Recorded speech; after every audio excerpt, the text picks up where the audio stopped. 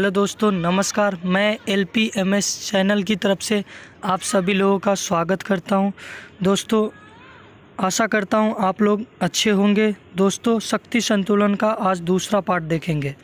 दोस्तों, शक्ति संतुलन के सिद्धांत के प्रमुख धाराएं। शक्ति संतुलन का सिद्धांत राज्यों के मध्य संबंधों का सबसे महत्वपूर्ण और मौलिक सिद्धांत रहा है। यह सिद्धांत पिछले कई शताब्दी तक यूरोप की अंतर्राष्ट्रीय राजनीति में महत्वपूर्ण भूमिका निभाता रहा है। दोस्तों, मार्टिन राइट के अनुसार यह अंतर्राष्ट्रीय राजनीति का यथासंभव मूल्य सिद्धांत है।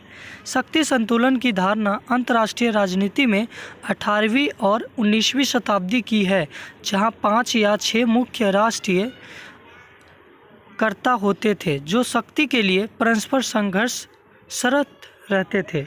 शक्ति संतुलन का अभिप्राय यह है कि विभिन्न राज्यों की शक्ति दो पक्षों में लगभग समान रूप से बढ़ती रहे।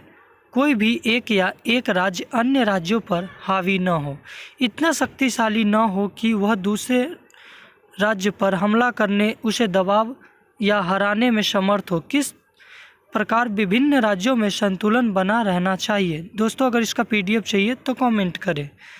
आइनिक क्लाड एक विद्वान है, उनने बोला है, शक्ति संतुलन एक ऐसी व्यवस्था है जिसमें विभिन्न स्वतंत्र राष्ट्र अपने आपसी शक्ति संबंधों को बिना किसी बड़ी शक्ति के हस्तक्षेप से स्वतंत्रतापूर्वक संचालित करते हैं।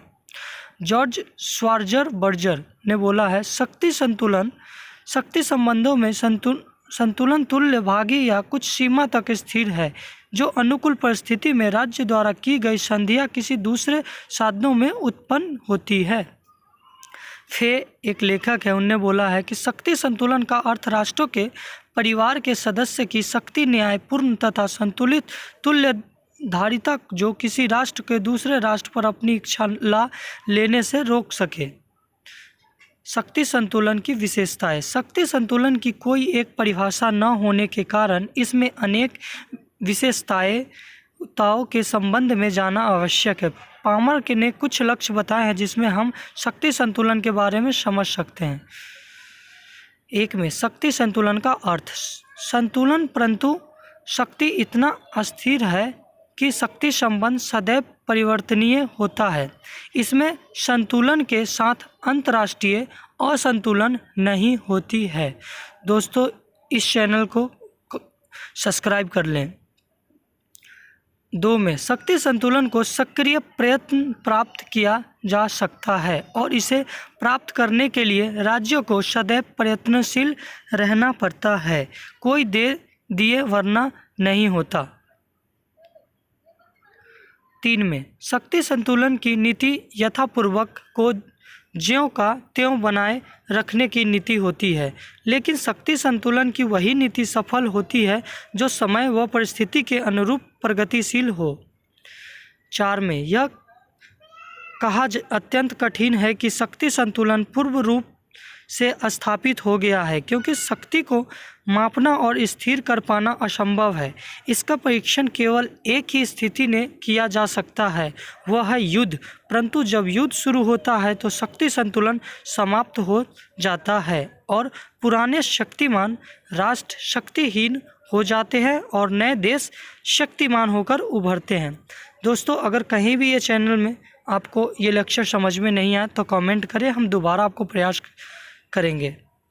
5 में इतिहासकार शक्ति संतुलन को वस्तुनिष्ठ दृष्टि से देखते हैं और राजनीतिज्ञ व्यक्तिनिष्ठ दृष्टि से, अर्थात दोनों की संतुलन के प्रति भिन्न दृष्टिकोण है।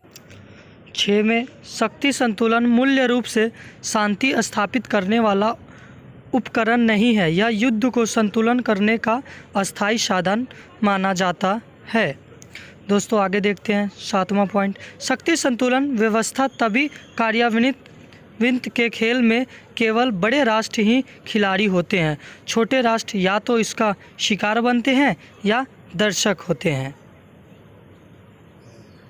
8 में शक्ति संतुलन व्यवस्था तभी कार्यान्वित होती है जब बहुत से बड़ी शक्तियाँ हो, जिसमें से प्रत्येक शक्ति अपने संबंधों में संतुलन कायम करने के लिए दृढ़ संकल्पित हो। राष्ट्रों की अधिक संख्या तथा युद्ध में किसी भी इकाई को समाप्त न करने का नियम दोनों ही शक्ति संतुलन में मूल्य लक्ष्य होता है। 9 में 1815 से लेकर 1914 तक का युद्ध शक्ति संतुलन का मौलिक कानून माना जाता था। 1914 के बाद अंतर्राष्ट्रीय व्यवस्था तथा शक्ति संतुलन में संरचनात्मक परिवर्तन ने इसे अंतर्राष्ट्रीय संबंधों का कम व्यवहारिक नियम बना दिया। 1945 के बाद अंतर्राष्ट्रीय संबंधों में इसकी भूमिका अत्यंत सीमित रही। दोस्तों, इस वीडियो को लाइक करें, सब्सक्राइब करें और बेल आइकन को दबा दें, जिससे कि आने वाले वीडियो सबसे पहले आपके पास पहुँचे।